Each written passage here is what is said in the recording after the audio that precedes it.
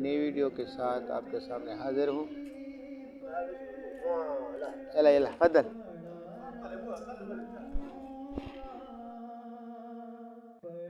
صلی اللہ علیہ وسلم کی حدیث کے مفہوم کے مطابق آپ صلی اللہ علیہ وسلم نے فرمایا تھا کہ میں نے خواب میں دیکھا کہ میں نے جنت کے کنویں پر صبح کی ہے، اور پھر رسول اللہ صلی اللہ علیہ وسلم صبح اس کنویں پر تشریف لائے اور اس کنویں کو بھی دوبارہ سے بنایا گیا ہے۔ ایک اور روایت کے مفہوم کے مطابق رسول اللہ صلی اللہ علیہ وسلم کو کسی نے شہد کا تحفہ پیش کیا تو رسول اللہ صلی اللہ علیہ وسلم نے اس میں السلام علیکم ورحمۃ اللہ وبرکاتہ۔ ہم اس وقت ایسے کنویں پر موجود ہیں جس کے بارے میں رسول اللہ صلی اللہ علیہ وسلم نے فرمایا تھا کہ میں نے خواب میں دیکھا کہ میں نے جنت کے کنویں پر صبح کی ہے، اور پھر رسول اللہ صلی اللہ علیہ وسلم صبح اس کنویں پر تشریف لائے۔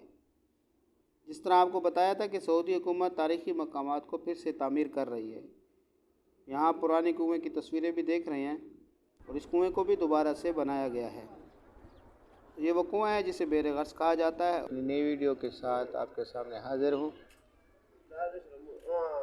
چلا یلا فضل۔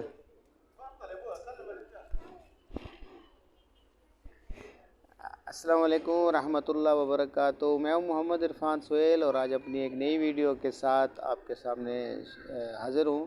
میں اس وقت موجود ہوں مدینہ منورہ میں، اور میرے پیچھے آپ جو ہے بیر غرض کا کنواں دیکھ رہے ہیں، اور صلی اللہ علیہ وسلم کی حدیث کے مفہوم کے مطابق آپ صلی اللہ علیہ وسلم نے فرمایا کہ مجھے بیر غرض کے کنویں سے غسل دیا جائے۔ تو اس کنویں کی انشاءاللہ اس ویڈیو کے اندر آپ کو مکمل تفصیلات سے آگاہ کرتے ہیں۔ رسول اللہ صلی اللہ علیہ وسلم کی حدیث کا مفہوم ہے، آپ صلی اللہ علیہ وسلم نے فرمایا کہ میں نے آج رات دیکھا کہ بہشت کے کنویں میں سے ایک کنویں پر صبح کی۔ صبح ہوتے ہی آپ صلی اللہ علیہ وسلم بیر غرض پر تشریف لے گئے اور اس کے پانی سے وضو کیا، اور رسول اللہ صلی اللہ علیہ وسلم نے اس کنویں میں لعاب دان بھی ڈالی۔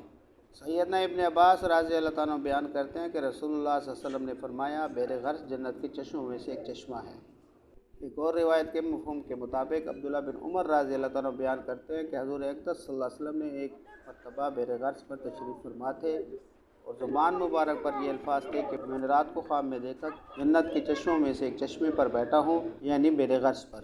حضرت علی رضی اللہ تعالیٰ کی روایت کا مفہوم ہے، حضور اقدس صلی اللہ علیہ وسلم نے فرمایا جب میرا وصال ہو جائے تو مجھے بیر غرض کے پانی سے غسل دیا جائے، اور رسول اللہ صلی اللہ علیہ وسلم کو اسی کنویں کے پانی سے غسل دیا گیا۔ ایک اور روایت کے مفہوم کے مطابق رسول اللہ صلی اللہ علیہ وسلم کو کسی نے شہد کا تحفہ پیش کیا تو رسول اللہ صلی اللہ علیہ وسلم نے اس میں سے کچھ کھا لیا اور باقی بیر غرض میں ڈال دیا، اور پھر رسول اللہ صلی اللہ علیہ وسلم نے اس کنویں میں اپنی لعاب دان بھی ڈالی۔